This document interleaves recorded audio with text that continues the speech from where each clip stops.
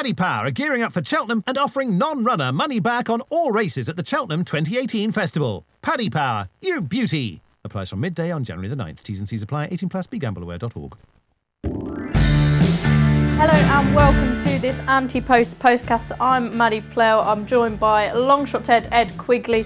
Lewis Porteous is in the studio as well, and we've also got Rob Catson on the line. This week we're going to be previewing the Stayers Hurdle, which is only weeks away. We're going to assess the field and see if we can find out any value, and we're going to get the lads' big race 1, 2, 3s as well. So without further ado, we'll crack on. And Rob, hello and welcome. And can we have some prices for this, please? Paddy Power, a non-runner no bet on all 28 races.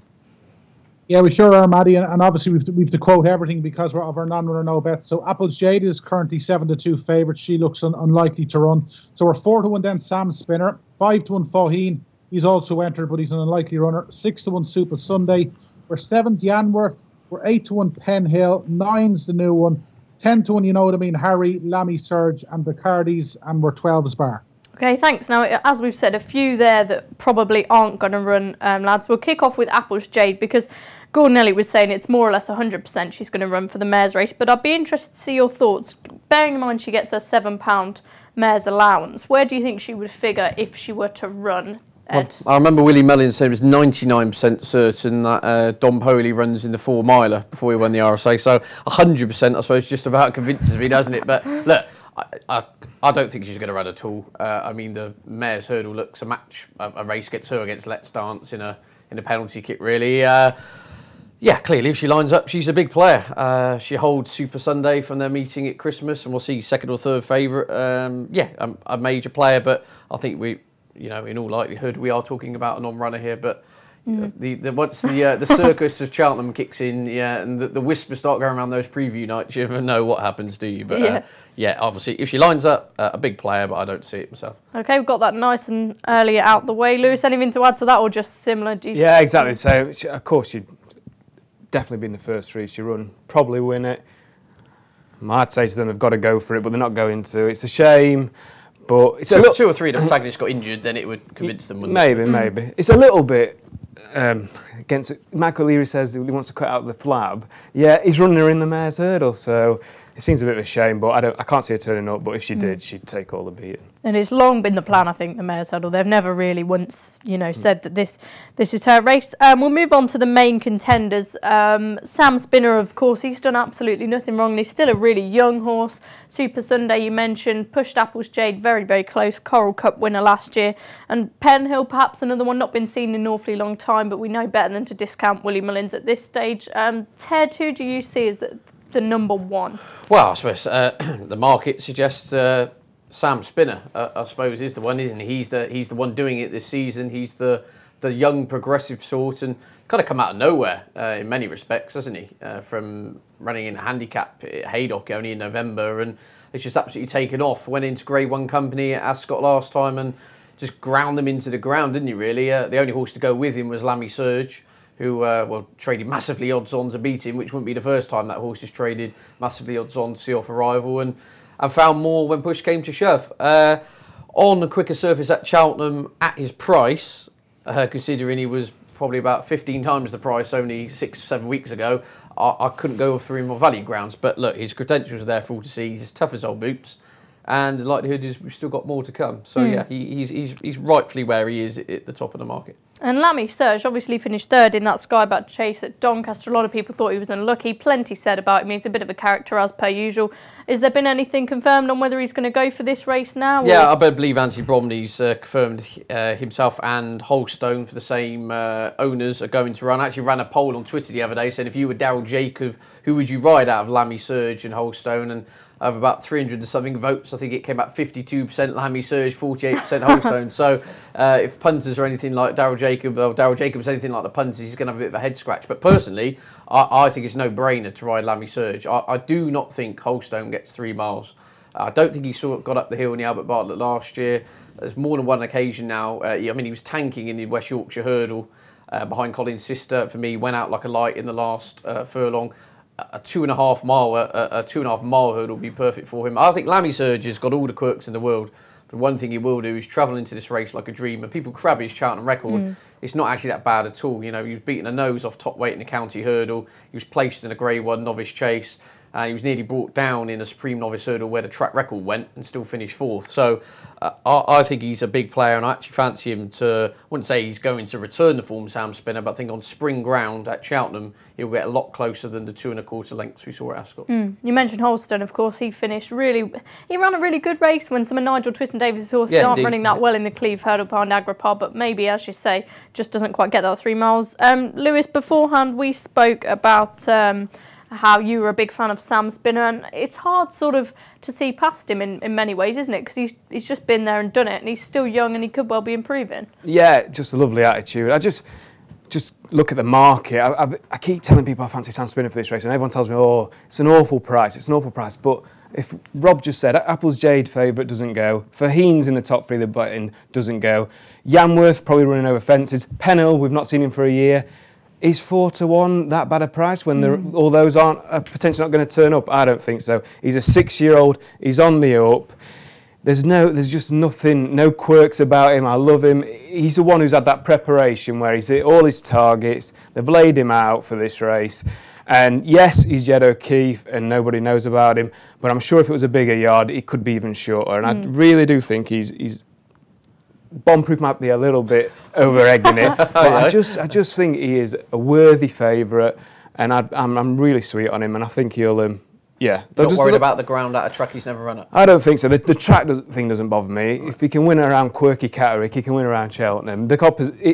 He proved himself in Grade 1 last time. They all queued up to have a go at him, and they just can't get past him. The ground is maybe the one little shadow of doubt, but he's a young, improving horse in a field where half of them aren't going to turn up and half of them have got way more questions to answer than he has. Yeah, and he's not slow either, not at all. And as you say, if he was perhaps trained and ridden by different people, then he'd be a lot shorter. So yeah, absolutely. Maybe he's not that short. Rob, anything to add on Sam Spinner or indeed anything else?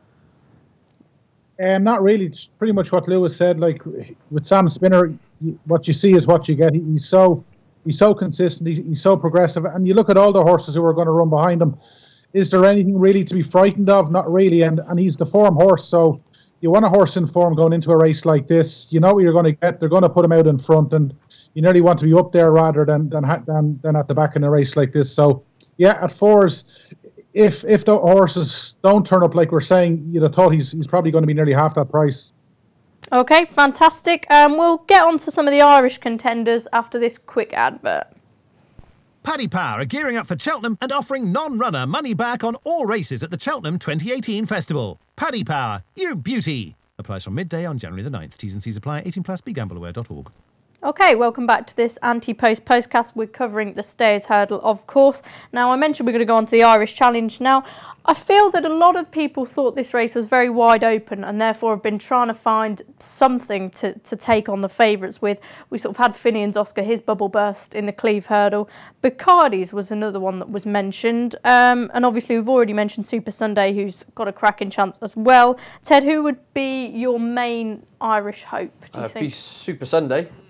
Previous Cheltenham Festival winner, comes alive in the spring. I think he's going to have his warm-up race, if you like, over 2 miles at the weekend at Leopardstown before having a crack at this. My only concern with Super Sunday is, although I'm a big fan of him, I'm still not totally convinced he gets 3 miles. He's tried the trip twice. He was travelling all over Yanworth at Aintree and lost. For a split second, it looked like he was going to get the better of Apple's Jade. He kicked a length clear and then lost. There's a very limited data sample to draw a conclusion on, but he is quite a classy traveller. I do wonder if the likes of Sam Spinner really get him into a battle in the final half furlong up the hill. Will he tough it out? But however, I respect Jessica Harrington and the fact this horse will be trained in a minute for this race on spring ground. Bacardi's definitely is one to keep an eye on. He's a little bit of a lovable rogue and a ball to chase campaign, a bit like Finian's Oscar in some respects, but this is a dual Grade 1 winner over hurdles. He's due to have run it the weekend, had a nasal infection, I believe. If he goes here, yeah, he has to be respected. Dual Grade 1 winner in the lineup. And yeah, outside that for the Irish Challenge, I'm not blown away. I much prefer Bacardi's to Penhill. If William Mullins gets Penhill to the race, sounds like an achievement in itself. So then get him to turn up and win a stayers hurdle on the back of not being seen for a year since injury. You wouldn't fancy him at all, even if he arrived? No? Not it. 10 to 9 to 1. No. No. I mean, yeah, if he was a 25 to 1 shot, he was coming back from injury, we give him a chance. But I think Super Sunday's the best chance of an Irish winner. Bacardi's is the enigma, the joker in the pack potentially, and if he did line up, he has to be taken seriously. Okay, and Lewis, anything to add on that? Who would be your number one from Ireland? Just Bacardi's briefly. I couldn't have him. Going in there, having fallen on his last start over fences, pulled up in last year's Neptune. That isn't on the assumption he has a prep run over hurdles and yeah, wins it. That's what. Yeah. He just couldn't. Is that something that's definitely going to happen though? Well, I think they've still got 6 weeks. I think they're going to look to get him out in the next couple, and I'll see if someone's mooted maybe the Rendlesham or something potentially. I don't know, but if he don't have Patrick Mullins on this. I mean, it's hard to say because if he turns up to a trial and bolts up by 9 lengths, then suddenly he's 6-7 to 1 shot. We're all going, oh well, why did we take the value? If he gets to the stayers hurdle, he's got to have had a prep run and have looked good. Is my point. And he's the one I'd be nervous to lay at his current price. And I wouldn't be at all surprised if he came there with a chance, but he needs to show he can still do it over hurdles. Yeah, okay. that's fair enough. Super Sunday is by far the most likeliest Irish winner. All I would say, I'd take that with a pinch of salt with Apple's Jade last time. They crawled around. It wasn't a 3-mile test, wasn't it? No. And he was second at Aintree, so he probably does get 3 miles. But you're right, you could see a horse like Sam Spinner breaking his heart late on. But he's another one. He's got to crack his sound chance. He's an upgrade. He's on the upgrade as well. He's got the class there, and Cheltenham form as well, so valuable. Yeah. So I'd say Super Sunday's the best of the Irish, but I could just see him fading out of it late doors. Okay, and Rob, anything to add along those lines? Yeah, we don't have the greatest record in the race. We've won twice in the last 5 years, but we've only won twice as well since Doran's Pride. Funnily enough, we've had a horse placed in 9 of the last 10, so you get the impression we're going to have something there. You got to remember with Super Sunday, even though he was beaten at Christmas, Jesse's horses were running very bad at the time. I think our previous winner was Size and John in the John Durkin, and our next winner after that was in the second week of January. So even though he was beaten not far, you'd have to say it was a pretty good run. I doubt Penhill will make it. The impression I get, he's not going to be ready in time. Bacardi's, there's probably not an awful lot he can run in between now and the festival. Maybe the Red Mills hurdle, but that's over 2 miles. And then you look further down the list, and maybe Willie might try and throw Let's Dance in, or Augusta Cater, or even Bob Home, who ran well behind Apple Jade at Christmas. But we don't have a great team, and I'd say Super Sunday is probably our best chance. Okay. We'll move on to the best of the British now. Now, we mentioned there's a whole host of these that are sort of on the verge. They might not run. Yanworth, I thought they were going to give him one last try of fences and see, but, he won last time, so it's probably unlikely that he'll turn up here. I wouldn't say it's unlikely. No? No, when you go straight to the festival, and the fact... the way I view it is, I wouldn't say he set the world alight in regards to his jumping technique. Now, they had the opportunity to run in either the City Isles or the Reynolds-Town. The fact they're not bothering, they're going to send him into his toughest battle over fences, having not run for 2.5 months, to me, makes me a bit cautious. And I wouldn't be shocked if he lined up in this, because the way they look at it, Super Sunday's 6-7 to 1, and he holds Super Sunday on Aintree form. So no, I wouldn't be shocked if Yanworth lined up. Okay, fair enough. We've also got the new one, of course. He's a Neptune winner back in the day. Year, yeah? I was at Sam Twiston-Davies's on Saturday, and they sort of said, this year he is going to run in the race. That's what's going to happen. Finian's Oscar, he's sort of blotted his copybook now. He's going to go back chasing anyway. Straight to jail. And one that I do want to mention, we're mentioning that it's getting more and more open, and the further down you go is Le Bagarre. Now, maybe she won't turn up either, but as we mentioned, that £7 allowance could count for an awful lot. So best of British, best chance for British winner. We've mentioned Sam Spinner, but what do you like towards the bottom of the market, Ed? If there's a big one at a big price in here, I do think the World's End is very interesting. I thought he shaped a lot better in the Cleve hurdle. He ran really well for a long way, and then went out like a light up the hill in very heavy ground. I think, what was he, 33, 40 to 1, something like that. He came alive in the spring last year. He was absolutely tanking in the Albert Bartlett when there was all that melee and he got brought down behind Penhill, 2 out. He then went on and got his grade 1 at Aintree. He's a horse I just feel will click into gear as the spring arrives. And if you look through each run this season, I wouldn't say it's a kind of meteoric rise, but he is progressing slowly. And his last run out in desperate ground was his best run of the season when fourth in the Cleve. So I wouldn't be too surprised if he got involved at a massive price. But I disagree with Lewis slightly. I think that you can make a case for 8 or 9 in here, all on the day. I wouldn't be at all surprised. Official ratings suggest you can throw a blanket over 7 or 8 of these. I don't think they're similar to the Gold Cup, maybe not quite as compact as the Gold Cup, but there are horses in here with a lot of class, and if on their day they do all turn up, which is the big if, that I could see 7 or 8 of them coming in here with a solid chance. And you can get some big price winners. I mean, Cole Harden, I think he was about 14 to 1. Nichols Canyon, I don't think he was, a short price. Lewis, best chance for British winner besides Sam Spinner that we've already mentioned, maybe? I still wouldn't give up on You Know What I Mean, Harry, yet. I just think... We've not mentioned him at yet. 10? It's you say that, but I just think this year they went to Aintree first time out, and then there's not been real spaces between his races, and I think that is, at 10, like you say, has just maybe caught him out. But I like the way Harry Fraser's has put him away now. He's going to get him fresh. He's still rated 163. Yeah. It's just far too early to give up a horse with that who loves Cheltenham as much as he does, loves the battle, and like I say, first time at Aintree, it looked like all the old classes there, and then maybe Newbury that was a funny result with beer goggles, and then on the back of that, Ascot came up. It was less than a month between the two, and I just think it's just caught up with him a little bit. He'll go there, nice fresh horse. Harry Farrell have him, I'm sure at the top of his game, and he's just too classy to rule out. Wouldn't the issue be if he couldn't win it as a 9-year-old, why will he as a 10-year-old? Yeah, but he won at Punchestown as a 9-year-old, reverse the form, and... Yeah. And Nichols Canyon, he was, one horse to beat Fahim, so there's no disgrace in being beat by him. I just think at 10 to 1, a horse that 9 times out of 10 gives his running. I could see him in the 3. I think Sam Spinner is, like I said, he's rated higher and he's younger and he's improving, but I could see, in the money again. Yeah, okay. Rob, have you got any prices on whether we're going to have a British or an Irish winner, or any specials you want to mention? Yeah, we got a few specials. So an Irish winner is 7 to 4. An English 1, 2, 3, which happened 2 years ago, was 5 to 2. It's 66 to 1 an Irish 1, 2, 3. I don't think that's going to happen. And it looks as though we might have 3 or 4 mares lining up. It happened back in '93 that we got a female winner, so we're 6 to 1 about that. I agree with Lewis about, Harry. Like, he's 4 from 5 at Cheltenham. He hasn't been out of the first 3 in 2.5 years, and going there fresh could be the key. It's hard to believe we're getting 10 to 1 about last year's, or the horse who was just as off last year and has been so consistent at Cheltenham, and he's done very little wrong, and yet he's 10 to 1 and 14s in places.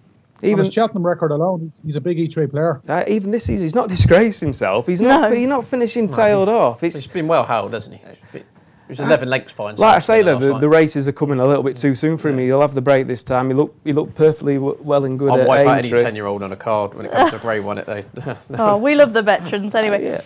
Veterans like Solwit have come in and won it. I just think he's too big a price. Yeah, he's got the back class, as you say. Right, we'll get the lads winners, their best bet in the race, each way shouts, and big race 1, 2, 3s in just a moment. Paddy Power are gearing up for Cheltenham and offering non-runner money back on all races at the Cheltenham 2018 Festival. Paddy Power, you beauty! Applies from midday on January the 9th. T's and C's apply. 18+. BeGambleAware.org. Okay, welcome back. Rob, I'm going to go to you first. Your idea of the winner first off. Yeah, it's so wide open, and there's cases for so many. I'm just going to side with Lammy Surge. I know he's a funny character, but I think we saw on Saturday that he does find plenty off the bridle. Like, he made up an awful lot of ground. I know he might have been well in a handicap chase, but he was finding all the time. And I just think if he gets a type of ride that Nichols Canyon got last year with Ruby, I just think he's big value. And again, he very seldom runs a bad race. So Sam Spinner will make it a good test, and I just think that'll suit Lammy Surge. So he's my likely winner. Okay, Lammy Surge for Rob. Ed? I'm going with Lammy Surge. He's a quirky type. I've been harping on about him for ages, so I'm not going to jump off now. I do think he's going to need a cute ride, be it Dave Russell or Darryl Jacob. But so there was only 2 lengths between him and Sam Spinner on soft ground at Ascot. At Cheltenham on spring ground, I fancy him to get a lot closer, and it 3 times the price. That'd be the way I'd have to go as an each way bet. I see their logic, Lewis, but they're far braver men than me. Yeah, I wouldn't want to be banking on him to win. I could definitely see him in the frame, don't get me wrong, but at the end of the day, he was beaten by Wakanda on Saturday. I'd be struggling to back him with confidence. I do think he might run in the 3, and at some stage you'll be watching him going, "There's a winner, there's a winner." But of course he's classy. Don't get me wrong. It's a nice price, and it's by no means a crazy shout. But Sam Spinner beat him at Ascot, and Sam Spinner will beat him again. Oof. Oh, I like the sound of that. Rob, your best bet in the race? Well, again, Lammy Surge. I think the value is, you know what I mean, Harry. And if you're looking for big value, I have a funny feeling that he's probably going to run in the Coral Cup, but Poem at 40s if they went for this race to be value, but I think he could be Willie's Coral Cup horse. He didn't run a bad race behind Apple's Jade last time either. Ted, best bet-wise? Now, at the prices, well, it'd either be Lammy Surge, I think he's still double figures, isn't he? Or... yeah, I'll stick with Lammy Surge. Sticking your money there. Lewis? I think... you know what I mean, Harry? Yeah, maybe at the price is the best bet. I think Sam Spinner wins. But yeah, at the prices, I think, you know what I mean, Harry will be in the 3. Yeah, you've made a nice case for him, actually. I think, you know, you're spot on. He's got the class Sometimes there. we just give up on him a bit early, I always think. He looked, you know, all that fighting spirit. Punchestown wasn't exactly that long ago. Anyway, we'll see. Anyway, we will see. Rob, best each way shout? Well, again, you know what I mean, Harry's the value, but Poem maybe at a crazy price. Okay, Ed? I go to World's End. I think you'll be trained to the minute for this on the basis the rain stay away. You might as well forget it. Might as well not run him if it's soft ground. The ground dries it with Cheltenham. I think he's a huge price to go well. Okay, Rob, just remind us, what price can we get on the World's End? The World's End at the moment he's a good bit down. He's 16 to 1 non-runner no bet. Oh, well, I was going to say non-runner no bet. Yeah. 16 to 1. Might want to shop around. Lewis, any other horses you want to mention? Little Rockefeller, is that stupid at a massive price? I don't know. I could see him turning up. I think I like Sam Spinner. I like Lammy Surgeon. You know what I mean for the places. Okay. Big race 1, 2, 3. I'll go to you first, Lewis. Just clarify. Oh yeah. So 1 Sam Spinner, 2 you know what I mean, Harry, 3 Lammy Surge. Nicely done, Ted. Right, no 10-year-olds, no horses that have never run at Cheltenham or not run at Cheltenham. So we're going to go Lammy Surge 1, World's End 2, Super Sunday 3. Okay, and Rob, your big race 1, 2, 3. Lammy Surge to win, you know what I mean, Harry to finish 2nd and Poem to finish 3rd. Okay, so plenty of Lammy Surge love on this Stayers Hurdle postcast. It's goodbye from us lot. Please make sure you tune in to Friday's weekend tipping postcast, and don't forget to rate and subscribe to us on iTunes. We'll see you then. Paddy Power are gearing up for Cheltenham and offering non-runner money back on all races at the Cheltenham 2018 Festival. Paddy Power, you beauty! Applies from midday on January the 9th. T's and C's apply. 18+. BeGambleAware.org.